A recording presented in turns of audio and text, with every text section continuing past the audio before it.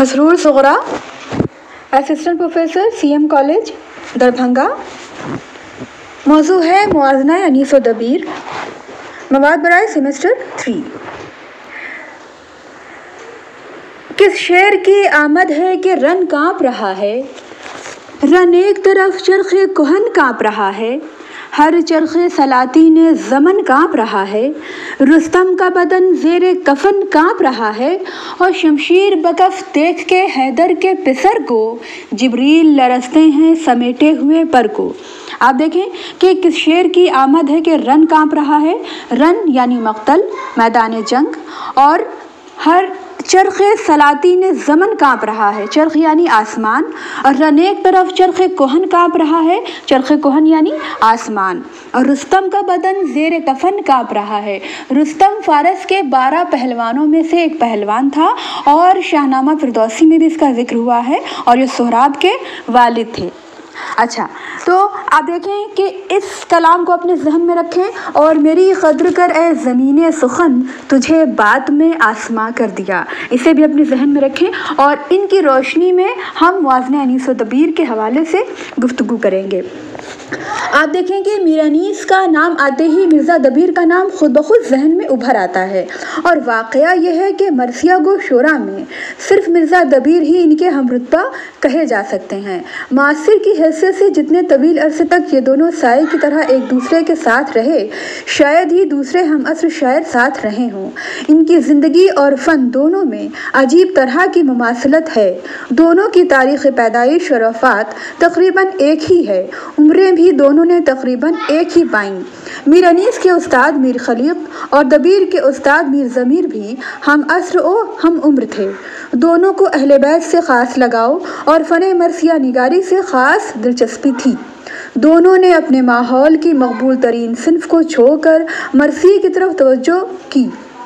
دونوں نے اپنے دائرۂ شاعری کو سلام، رباعی اور مرثیے تک محدود رکھا۔ دونوں نے ہی اس شاعرانہ فضا میں تربیت پائی اور پروان چڑھے جو دہلی کی مد مقابل بن کر دبستان لکھنؤ کے نام سے وجود میں آئی۔ دونوں مجالس اعضاء میں خاص اہتمام سے شریک ہوتے تھے، اور دونوں کا انداز مرثیہ خوانی حاضرین مجلس کی توجہ کا مرکز بنتا تھا۔ دونوں نے اپنے اپنے عقیدت مندوں اور شاگردوں کے بڑے گروہ پیدا کر لیے تھے، اور لکھنؤ کی فضائے شاعرانہ ان کے اور ان کے شاگردوں کی معاصرانہ چھیڑ چھاڑ کے سبب آباد اور پر رونق رہی۔ میر انیس نے دبیر سے صرف 1 سال پہلے جہان فانی کو خیر بات کہا۔ ان کی وفات پر بہت سے شاعروں نے قطعات تاریخی کہے، لیکن مشہور تو دبیر کا کہا ہوا قطع اپنی مثال آپ ہے۔ وہ قطع تاریخ جس کا مرثیہ ہے کہ طور سینہ ہے کلیم اللہ و منبر ہے انیس۔ ایسی صورت میں یہ کیسے ممکن ہے کہ کسی جگہ ان میں سے کسی ایک کا ذکر آئے اور دوسرے کا نام نہ لیا جائے؟ قدیم تذکرہ نگاروں سے لے کر آج تک کے ناقدین میں سے شاید ہی کوئی ایسا ہو جس نے مرثیہ نگاری پر کچھ لکھا ہو اور ان دونوں کا ذکر ساتھ ساتھ نہ کیا ہو، لیکن ان کے معاصرانہ چشمک اور ان کے شاگردوں کی ادبی مارکہ آرائیوں کا ذکر ہر جگہ ملتا ہے۔ اب دیکھیں، آئیے ہم موازنے کے حوالے سے گفتگو کرتے ہیں کہ مولانا شبلی نعمانی کے جادو نگار قلم نے موازنہ انیس و دبیر کے ذریعے میر انیس اور مرزا دبیر کے درمیان ایسی حد فاصل قائم کر دی کہ ہمارے علمی ادبی حلقوں میں میر انیس کو مرزا دبیر سے بہتر مرثیہ نگار تصور کیا جانے لگا، اور یہی مولانا شبلی کا مقصود بھی تھا۔ لیکن بعض لوگ شبلی کے طرز تنقید سے مطمئن نہ ہوئے۔ ان کے خیال میں شبلی نے موازنہ انیس و دبیر میں دبیر کے ساتھ سراسر زیادتی کی ہے، اور ان کا پلہ نیچا کرنے کے لیے ڈھونڈ ڈھونڈ کر میر انیس کی خوبیاں اور ان کی خامیاں گنوائی ہیں۔ چنانچہ شبلی کے جواب میں چودھری سید النذیر الحسن نے ایک مارکۃ الآراء کتاب المیزان کے نام سے شبلی کی زندگی میں شائع کی، اور اس میں یہ بات ثابت کرنے کی کوشش کی کہ مرزا دبیر یہ حیثیت مرثیہ نگار میر انیس سے کسی طرح کم نہیں ہے۔ اس میں شبہ نہیں کہ نذیر الحسن نے کلام دبیر کے بہت سے ایسے محاسن ہمیشہ کے لیے اجاگر کر دیے جو مولانا شبلی کے اثر سے دب گئے تھے، لیکن ان کی کتاب کا موازنہ جواب نہ دے سکی۔ میر انیس اور مرزا دبیر صاحب کلام شاعر تھے، صاحب کمال مرثیہ گو تھے، ہم عصر شعراء اپنے اپنے میدان میں لاجواب ہیں۔ البتہ مولانا شبلی نے موازنہ انیس و دبیر میں میر انیس کی حمایت کی ہے۔ در حقیقت اگر میر انیس اپنی سادگی، سلاست اور بے مثل جذبات نگاری کی وجہ سے مشہور ہیں تو شوکت الفاظ، مضمون کی بلندی اور خوبی ادا میں مرزا دبیر بھی لاجواب ہیں۔ مرزا دبیر کے کلام کا خاص جوہر زور بیان، شوکت الفاظ، بلندی خیال اور صنائع کا استعمال ہے۔ بہت سی غلط روایات انہوں نے میر انیس سے بہت زیادہ نظم کر دی ہیں، لیکن واقعہ نگاری میں ربط و تسلسل اور مضمون کی پیوستگی جو انیس کا خاصہ ہے، مرزا دبیر کے ہاں نہیں ہے۔ کردار نگاری کی نزاکت، بلاغت کے تقاضے، تصویر کا حسن اور واقعات و جذبات کے وہ مرقع جو میر انیس نے بظاہر کافی احتیاط اور بے ساختگی سے پیش کیے ہیں، مرزا دبیر سے ممکن نہیں ہو سکے۔ لیکن جہاں تک خیالات کی بلند پروازی، علمی اصطلاحات، عربی فقروں کی تضمین اور ایجاد مضامین میں ان کا فن خوب چمکا ہے، اور یہ انہی کا خاصہ ہے کہ وہ ہر واقعے کو بیان کرنے میں تشبیہ اور استعارے اور تلمیح و صنائع کا بے دریغ استعمال کرتے ہیں، جس سے اشعار کی شان و شوکت بڑھ جاتی ہے۔ مرزا دبیر کے ہاں مناظر کی تصویر کشی میں اصلیت کا کافی رنگ ملتا ہے، اور یہی وہ مقام ہے جہاں وہ میر انیس کے ہم پلہ نظر آتے ہیں۔ ان مناظر کی تصاویر کے علاوہ دبیر نے تلوار اور گھوڑے کی تعریف میں بھی پرواز خیال اور ایجاز مضامین کا بہت ثبوت دیا ہے، جس سے ان کی طبیعت میں خلاقی کا عنصر غالب تھا۔ مرزا دبیر نے مرثیے کا صرف ایک جزو یعنی مناظر فطرت ہر جگہ معیار سے پست لکھا ہے، اور میر انیس کے مقابلے میں نہایت ادنا اور بالکل بے لطف۔ اس کے علاوہ روزمرہ و محاورہ، صنائع لفظی و معنوی، استعارہ و تشبیہ، جذبات و احساسات، حقائق و واقعات اور لوازم و رزم فصیح و بلیغ بھی لکھے ہیں، اور غلط اور بے محل بھی، اعلیٰ اور ادنا بھی، پر اثر بھی اور بے تاثیر بھی۔ مرزا دبیر کا کوئی مرثیہ دیکھیے، مشکل سے 10-20 بند مسلسل ایسے ملیں گے جو بے عیب ہوں، جن میں کوئی حرف دبتا یا گرتا نہ ہو، یا تعقید نہ ہو، یا معنی میں پیچیدگی نہ ہو، یا طرز ادا بلاغت کے خلاف نہ ہو، یا بے محل شوکت الفاظ نہ ہو، یا ناکام خیال آرائی نہ ہو، یا بے لطف اثر بیان نہ ہو۔ آپ دیکھیں دبیر کے کلام کو ملاحظہ کریں اور وہی انیس کے کلام کو پیش کریں گے کہ دبیر کہتے ہیں کہ گرمی دکھائی روشنی طور صبح نے، ٹھنڈے چراغ کر دیے کافور صبح نے، اور وہی انیس کہتے ہیں کہ چھپنا وہ ماہتاب کا وہ صبح کا ظہور، یاد خدا میں زمزمہ پروازیے طیور۔ اور پھر دیکھیے دبیر کہتے ہیں کہ دریا میں آنکھ بیٹھ گئی ہے حباب کی، حدت تھی موج موج میں تیرے شہاب کی۔ اور وہیں انیس دیکھیے کیا کہتے ہیں کہ خود نہر القمہ کے سوکھے ہوئے تھے لب، خیمے جو تھے حبابوں کے تپتے تھے سب کے سب۔ مرزا دبیر کے کلام میں وہ فصاحت و بلاغت اور شائستگی نہیں جو میر انیس کے کلام میں ہے۔ بعض الفاظ کو مرزا دبیر نے ایسی تراکیب کے ساتھ استعمال کیا ہے کہ ان کی وجہ سے ان میں نہایت ثقل اور بھدا پن پیدا ہو گیا ہے۔ یہاں پر ایک مثال میں ہم دیکھ سکتے ہیں کہ ایک ہی لفظ میر انیس اور مرزا دبیر دونوں نے استعمال کیا ہے، جیسے حلتا، انما، قل کفا۔ یہ الفاظ حضرت علی کے فضائل کی تلمیحات ہیں، دونوں کا موازنہ ملاحظہ ہو۔ دیکھیے دبیر کہتے ہیں کہ اہل عطا میں تاج سر حل عطا ہیں یہ، اغیار لاف زن ہیں شہ لافتہ ہیں یہ، خورشید انور فلک انما ہیں یہ، کافی ہے شرف کے شہ قلقفا ہیں یہ۔ اور وہیں انیس کیا کہتے ہیں کہ حق نے کیا عطا پہ عطا، حل عطا کسے حاصل ہوا ہے مرتبہ لافتہ کسے، کونین میں ملا شرف انما کسے، کہتی ہے خلق بادشاہ قلقفا کسے۔ فصاحت کے بعد بندش کی سستی اور ناہمواری ہے۔ میر انیس اور مرزا دبیر میں اصل جو چیز امتیاز کرتی ہے وہ الفاظ کی ترکیب، نشست اور بندش کا فرق ہے۔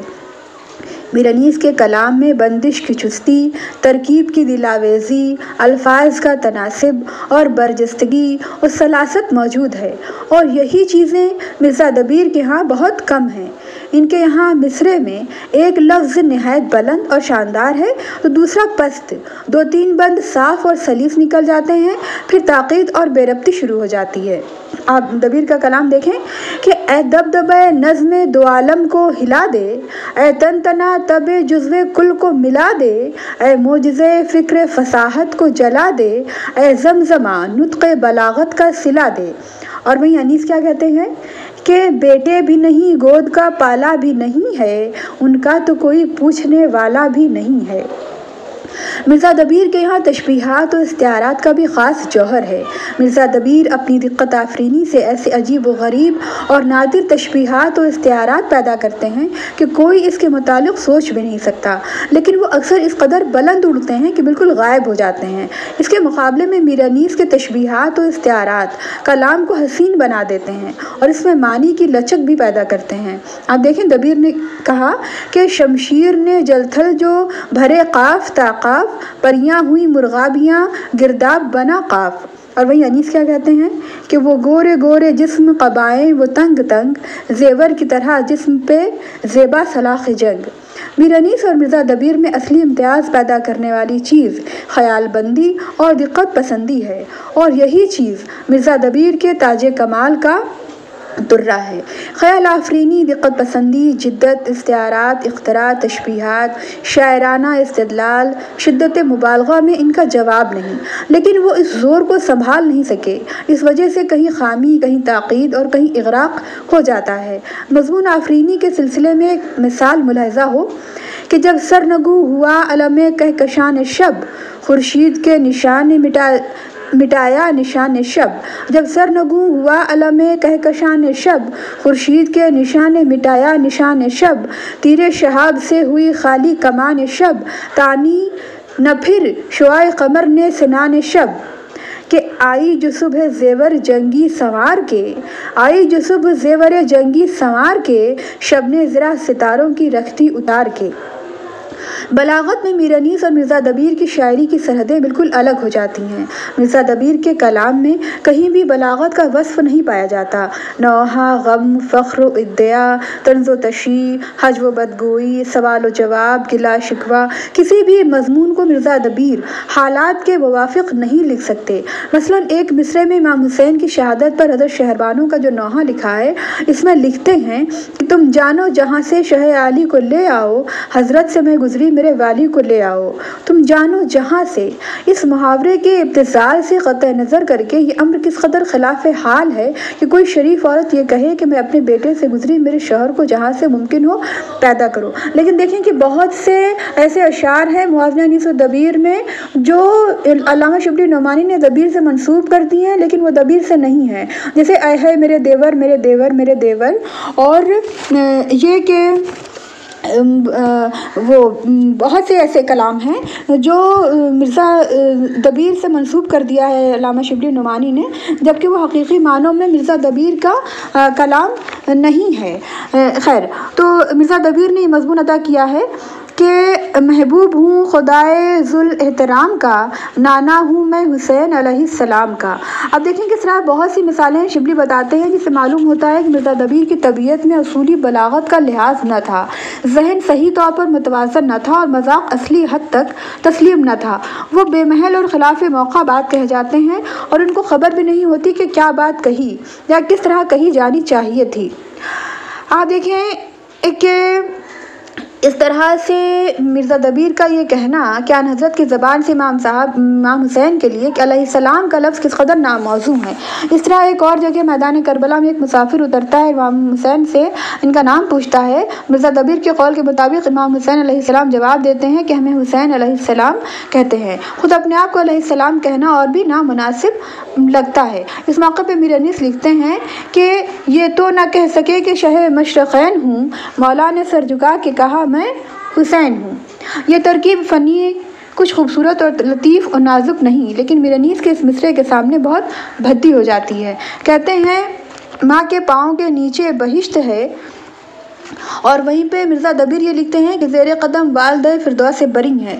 لیکن یہ جو اس شعر کو یہاں پہ مولانا شبلی نے اسے کوٹ کیا ہے وہ دراصل سرے سے مرزا دبیر کا شعر یہ نہیں ہے کہ زیر قدم والدہ فردوس بری ہیں، یہ مرزا دبیر کے شاگرد کا یہ مصرع ہے۔ خیر، تو اس طرح سے بہت سی جگہ پہ مولانا شبلی نعمانی نے بہت سے اشعار کو مرزا دبیر سے منسوب کیا جو کہ سرے سے ان کے نہیں تھے۔ خیر، مجموعی طور پہ ہم یہ کہہ سکتے ہیں کہ مولانا شبلی نعمانی نے موازنہ انیس و دبیر میں مرزا دبیر پر میر انیس کو ترجیح دی ہے، لیکن اس کا یہ مطلب ہرگز نہیں کہ مرزا دبیر کا کلام قابل توجہ نہیں۔ مرزا صاحب بھی صف اول کے شاعر اور ایک بلند پایہ استاد فن ہیں، اور ان کا رنگ میر انیس کے رنگ سے جدا ہے اور ایسی انفرادیت رکھتا ہے جس کی مثال اردو مرثیہ کی تاریخ میں نظر نہیں آتی۔